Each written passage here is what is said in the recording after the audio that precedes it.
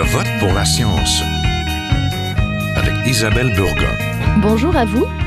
Quelle eau buvez-vous lorsque vous avez soif? Cette semaine, à Je vote pour la science, nous allons nous pencher sur notre robinet d'eau potable.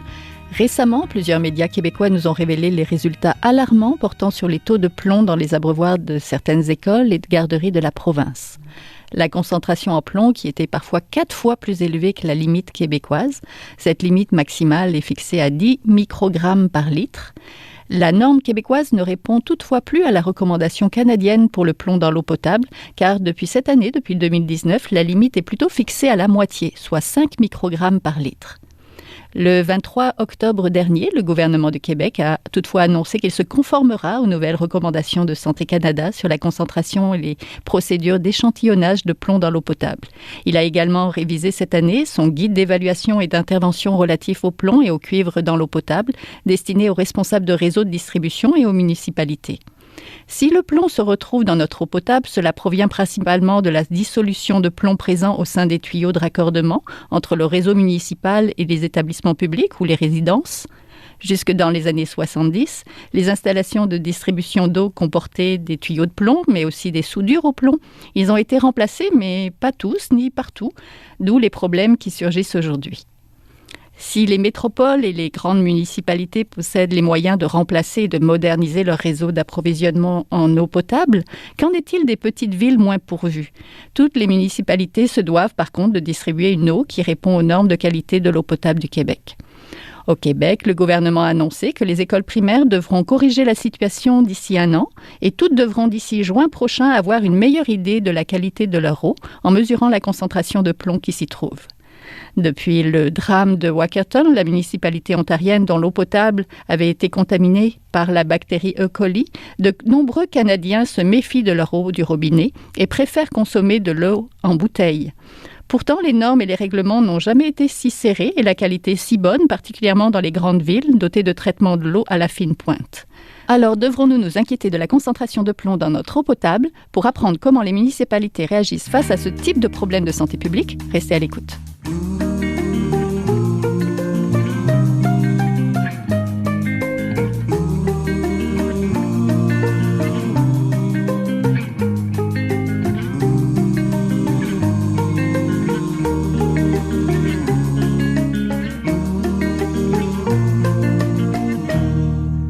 Pour parler des enjeux que rencontrent les municipalités, particulièrement les petites municipalités dans la gestion de l'eau potable, je rejoins M. Jacques Demers, président de la Fédération québécoise des municipalités, maire de Sainte-Catherine-de-Hatley et préfet de la MRC de Memphrey-Magog.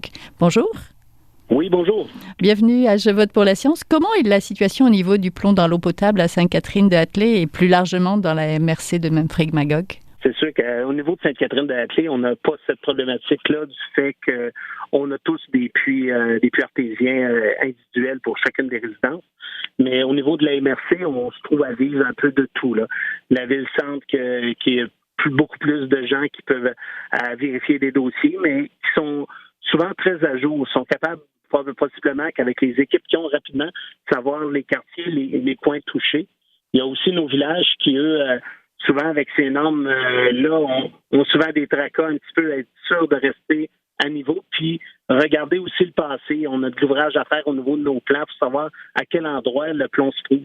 Oui, parce que pour l'instant, tant à Magog que dans le reste, l'ensemble des municipalités, on n'a pas encore un portrait précis des problèmes.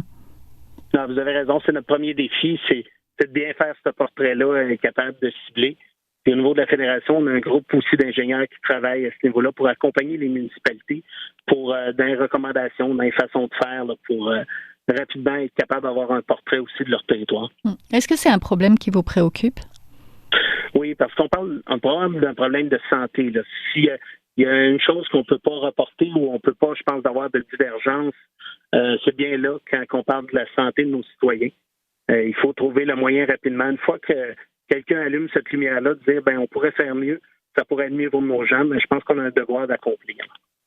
Concrètement, les municipalités, comment elles peuvent savoir qu'elles ont ce genre de problème? Mais souvent, ils ont quand même au niveau de l'urbanisme des plans précis de chacune des maisons, de leur réseau d'aqueduc, de quelle façon et les dates que ça a été fabriqué. parce que ça semble être très ciblé dans le temps, la période où le plomb était utilisé à certains endroits. Là. Oui, et du côté des résidents? Ben, c'est souvent par la municipalité, parce que la connexion, même si elle est chargée au résident, elle lui appartient, c'est souvent par la municipalité que ça s'est fait. C'est que je pense qu'on va être capable de voir par nos dossiers les endroits où on aura à faire des travaux rapides. Oui. Concrètement, que peut faire ou doit faire une municipalité pour corriger la situation une fois qu'elle sait qu'il y a ce problème-là?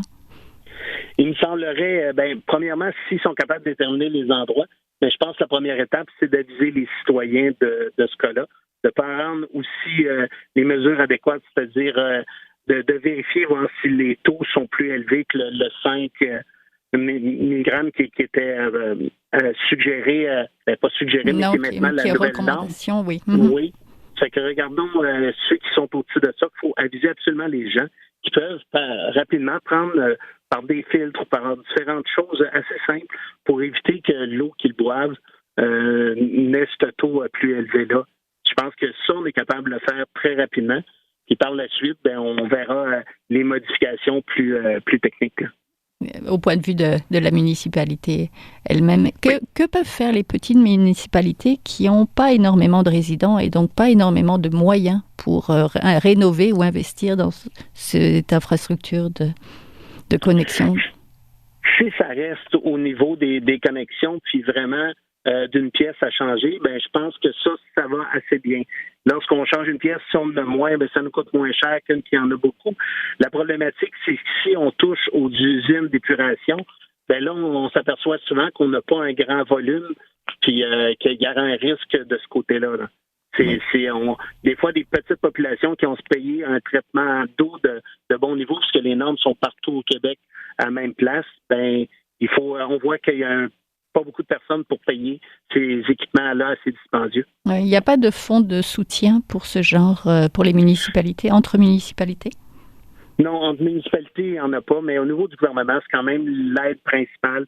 C'est celle au niveau de l'eau potable. C'est l'endroit qu'on est plus facilement capable de trouver quand même des subventions. Là. Oui, donc un coup de pouce ponctuel pour justement régler un problème de santé publique qui est très important quand même. C'est ça. C'est pour ça que notre approche auprès du gouvernement est tout de suite là, parce qu'on parle de l'eau potable. Là. C'est essentiel. Oui. Merci beaucoup. Donc, on était en compagnie de Jacques Demers, président de la Fédération québécoise des municipalités. Bonjour. Merci à vous. Bonne journée. Bonjour. Je suis en compagnie de Denise Cloutier, la directrice générale du Centre d'interprétation de l'eau de Laval, un centre muséal qui est situé à la station de production d'eau potable Sainte-Rose et dont la mission est de sensibiliser la population aux enjeux de l'eau potable. Bonjour. Bonjour. J'aimerais que vous nous rassuriez, l'eau potable des municipalités québécoises, particulièrement lorsqu'elle est traitée, qui ne provient pas de puits, reste de bonne qualité, n'est-ce pas? Elle est d'excellente qualité, effectivement, parce que pour à peu près 5 millions de citoyens du Québec, l'eau potable est traitée par les municipalités et correspond aux normes gouvernementales. Plusieurs même de ces municipalités traitent l'eau de façon exceptionnelle. Par exemple, il existe un système PECcepté au Québec, un programme d'excellence en eau potable, où de nombreuses municipalités participent et par exemple, cette année, il y a 17 municipalités qui ont reçu 3 étoiles. Ça, c'est Réseau Environnement qui décerne ces étoiles dans le programme PECcepté. Et il y en a 13 qui ont reçu 5 étoiles. 5 étoiles, là, c'est le traitement selon les normes, mais 3 fois plus élevé que le traitement des normes. Oui. Alors, comme on dit, c'est quand même exceptionnel. Puis la Ville de Laval a reçu cette année une mention parce que ça fait déjà 5 ans qu'elle a 5 étoiles. Oui. Donc, c'est assez exceptionnel. Oui, c'est ce que je voulais vous demander, comment l'eau est à Laval. Donc, si nous trouvons la présence du plomb dans l'eau potable, ce n'est pas donc dû au traitement? Pas du tout. Le traitement est excellent à la grandeur du Québec, surtout depuis que le Québec a instauré de nouvelles normes après Walkerton. Donc, des normes de formation des techniciens, des normes de traitement d'eau. Et l'eau est quand même traitée sur 22 paramètres Donc, c'est quand même énorme le travail qui est fait. L'eau brute qui vient des rivières ou des eaux souterraines est traitée de façon à la rendre potable. Donc, c'est à l'aval que se situe, en aval du traitement que se situe le problème. Oui, effectivement, à l'aval du traitement. La protection de nos cours d'eau, de nos nappes souterraines est vraiment très, très importante pour finalement contribuer à diminuer les coûts de traitement de l'eau potable. Oui, donc c'est plus finalement des soudures de plomb ou des anciens tuyaux de plomb qui resteraient entre le système de distribution puis le robinet. Oui.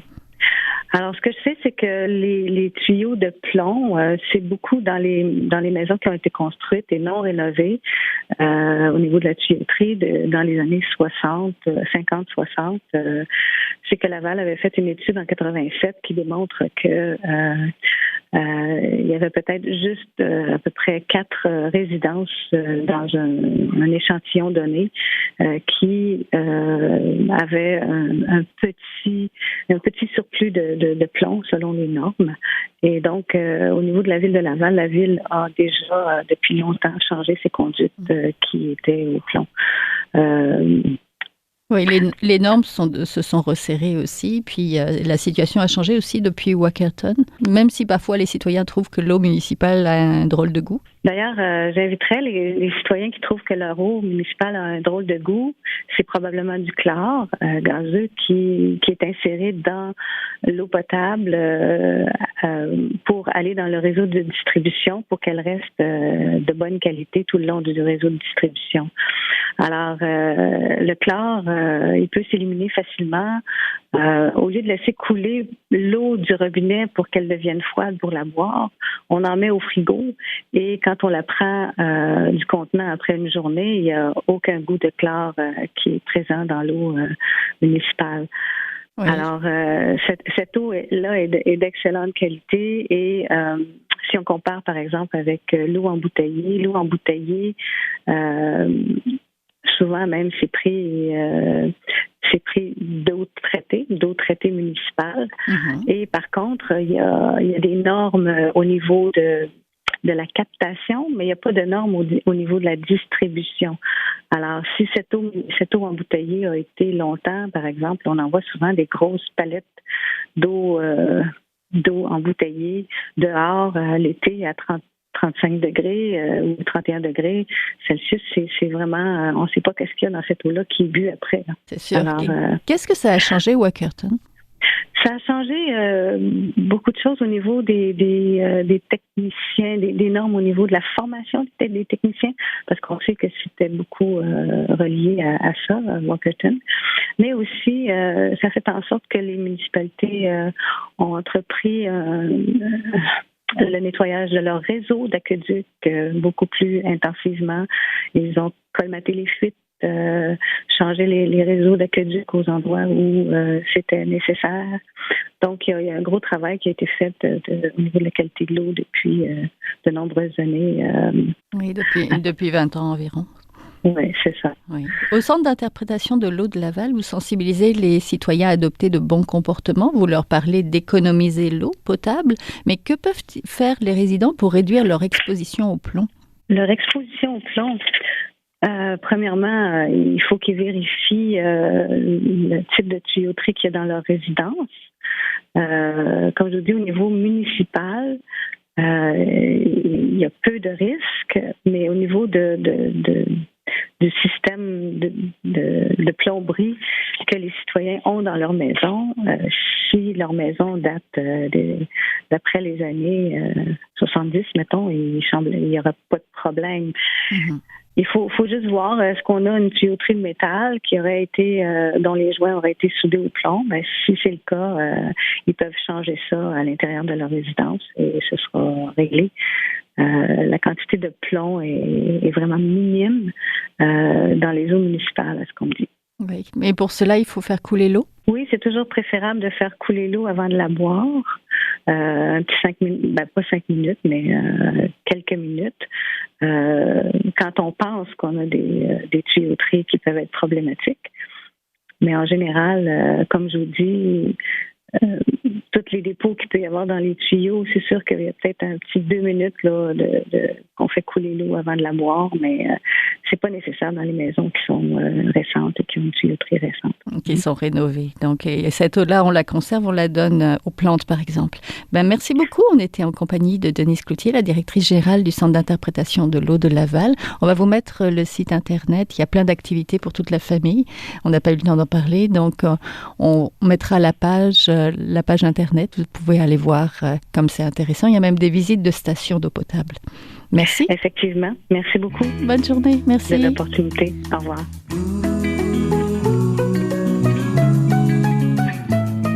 Vous êtes toujours à Je vote pour la science, là où la science rencontre la politique, une émission produite par l'agence Science Presse. Vous pouvez visiter son site internet au sciencepresse.qc.ca.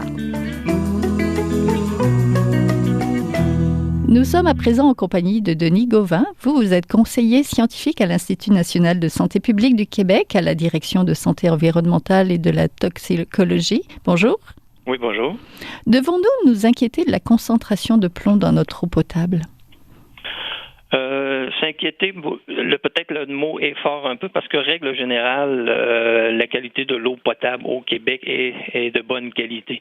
On a peu de forte concentration en plomb dans l'eau qui est desservie, mais il peut y avoir dans certaines situations des concentrations plus importantes. Par exemple, s'il y a des canalisations en plomb ou encore si la qualité de l'eau rend cette eau-là agressive et peut être responsable de libération de certaines quantités de plomb. À ce moment-là, oui, il y a pertinence de se préoccuper de ce genre de situation-là.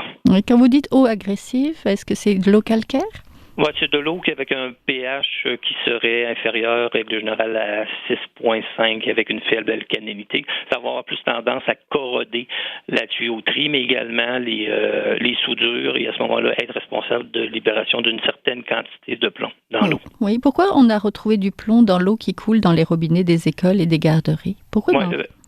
Il y en a partout. C'est ça, le plomb se retrouve partout dans notre environnement. Là, on en retrouve de façon naturelle, mais il a été grandement utilisé un peu partout dans nos activités quotidiennes qu'on parle. Par exemple, il y en avait dans l'essence, il y en avait dans la peinture, il y en a dans les bijoux, il y en a dans les cosmétiques, et il y en avait également au niveau des soudures pour favoriser les soudures, rendre souder les deux matériaux ensemble, ou encore avant les années 1970, il y a eu également utilisation de certaines canalisations en plomb qui a été observée dans certaines localités. On parle par exemple de Montréal où il y a un bon nombre de ce type de canalisation en plomb-là, mais il y en a également dans certaines autres municipalités et peuvent être responsables d'une certaine quantité de plomb qui peuvent être libérés. Oui. Du côté de la santé, en quoi le plomb présente-t-il un risque pour nous?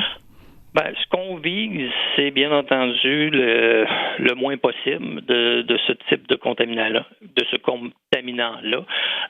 Il est toxique, là, il est reconnu avoir des effets sur plusieurs systèmes, qu'on parle le système nerveux, cardiovasculaire, rénal, le système immunitaire également, mais ce qui nous préoccupe particulièrement au niveau de la santé, c'est principalement au niveau des troubles neurodéveloppementaux chez les jeunes enfants. Bien souvent, on va parler en bas, inférieur à 6 ans. Donc, on vise des concentrations, de limiter cette exposition-là le plus possible. Mais je rappellerai quand même, il faut mettre ça dans sa juste perspective, parce que je ne veux pas non plus faire paniquer les gens, puis on a entendu toutes sortes de messages au cours des dernières semaines. Il y a eu énormément d'efforts qui ont été faits au cours des 20-30 dernières années pour justement réduire cette exposition-là au plomb. Si on regarde les plombémies, c'est-à-dire les concentrations de plomb, que la population a dans le sang, elles ont chuté de façon drastique au cours de ces dernières années-là. Moi, je suis près de la soixantaine et mon niveau d'exposition lorsque j'étais jeune, si je le compare aujourd'hui, était 20 fois supérieur à ce qu'on peut observer au niveau des plombémies de la population dans l'année 2019. Donc, il y a eu énormément d'efforts et d'accomplissements justement pour réduire ces expositions-là. On vise du mieux possible à réduire ces expositions-là. Puis on est rendu à une nouvelle étape. L'eau potable, règle générale, ça représente une faible exposition. Il peut y avoir des cas isolés où il pourrait y avoir des libérations un peu plus importantes de plomb, mais règle générale, dans la très grande majorité des cas, le niveau d'exposition va être quand même assez faible et n'aura peu d'impact sur votre concentration de plomb que vous allez avoir dans votre sang. Oui, il existe une concentration québécoise, une limite québécoise et maintenant de nouvelles recommandations canadiennes qui ne sont pas les mêmes de concentration de plomb dans l'eau potable. Est-ce que c'est parce que c'était trop? Les connaissances évoluent. Autant au niveau les techniques pour mesurer le plomb, les techniques d'échantillonnage, mais aussi au niveau des connaissances scientifiques, au niveau des effets à la santé. Il y a plusieurs années, la norme était à 50 microgrammes par litre. Là, présentement, au niveau du Québec, elle est à 10 microgrammes par litre et Santé Canada viennent d'adopter leur recommandation à 5 microgrammes par litre. Mais encore là, c'est une recommandation de gestion pour, en fonction de ce que les municipalités seraient capables d'atteindre en fonction de l'ajustement de leur qualité d'eau ou de l'ajustement au niveau des tuyauteries ou de l'ajustement au niveau des soudures au niveau de leur réseau. Ils considèrent que 5 microgrammes par litre, ce serait une concentration qui serait acceptable d'un point de vue populationnel. Oui, pour écarter les risques, finalement. L'Institut national de santé publique a publié en février dernier un avis scientifique sur la présence de l'eau dans les écoles et les garderies. Il se penchait plus particulièrement sur l'importance du risque et la pertinence d'une surveillance à chaque point d'utilisation. Quel est l'état de la situation? OK. Ce rapport-là visait justement à faire le point au niveau du Québec. Est-ce qu'il y avait pertinence ou non d'étendre cette surveillance-là au niveau des écoles et des garderies?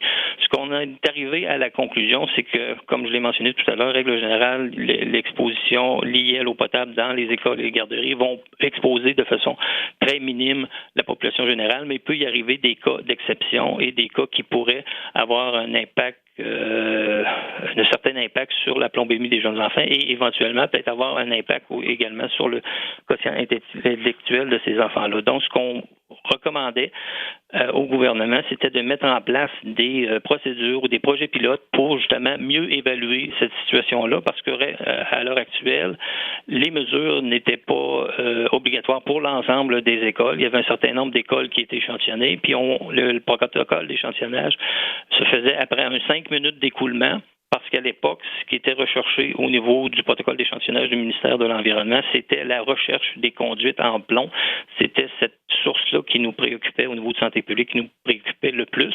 Mais on en est rendu à une situation, on s'aperçoit que les soudures également peuvent exposer d'une certaine façon les populations, surtout ceux qui vont boire à l'eau de premier jet dans les robinets des écoles et des garderies. Donc, le gouvernement a décidé d'adopter une mesure qui va rendre obligatoire la surveillance pour cette année, établir un diagnostic de la qualité de l'eau dans chacune des écoles et des garderies. Donc, c'est en train de se mettre en place. Il y a des directives qui ont été envoyées notamment au niveau des écoles. Ça va se faire prochainement au niveau des garderies.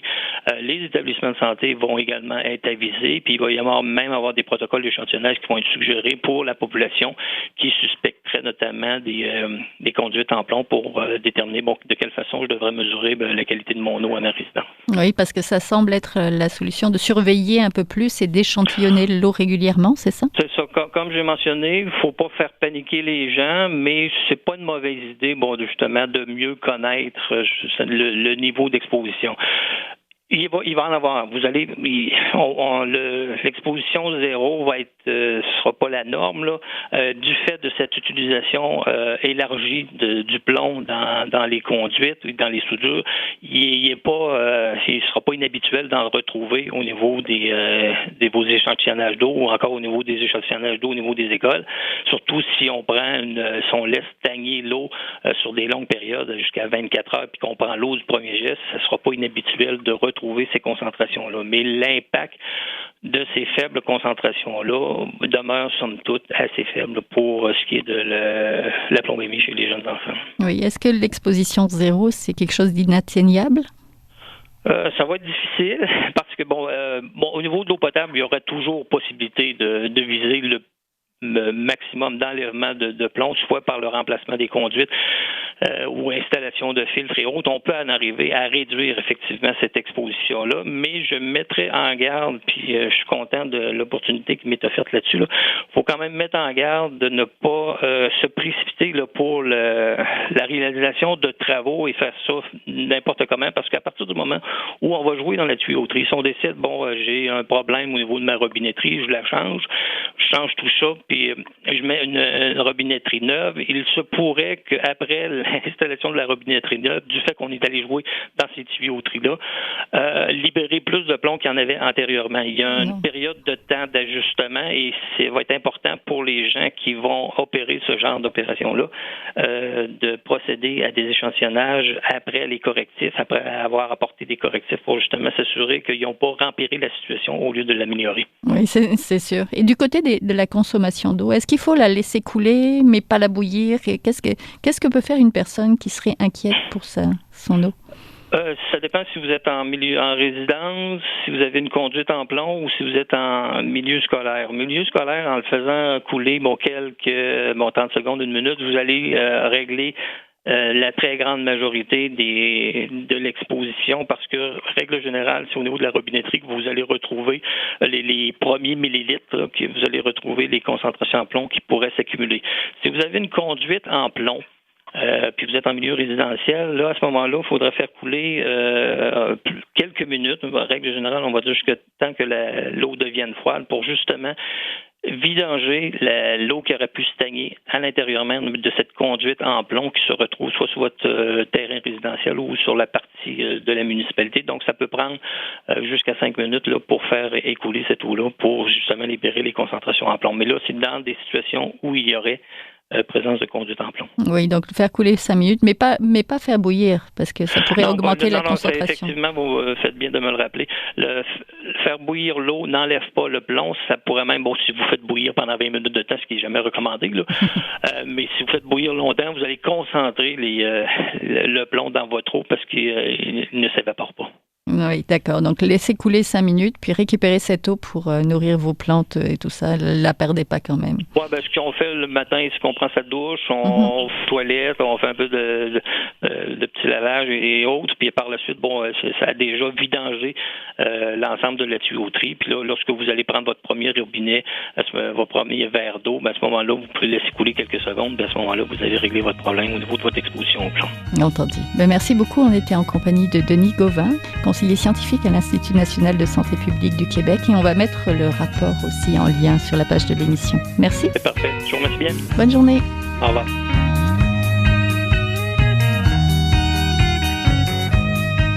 Voilà, c'est tout pour cette semaine. Je vote pour la science est une production de l'agence Science Presse avec Radio VM, à la régie Daniel Fortin, à la recherche de l'émission cette semaine, à la réalisation et au micro Isabelle Burguin. Vous désirez réécouter cette émission, nous avons des rediffusions tout au long de la semaine. Vous pouvez aussi l'écouter en podcast sur le site de l'agence Science Presse. Et si vous l'avez aimé, n'hésitez pas à la partager. À la semaine prochaine. Jin Jiahua est un chercheur typique.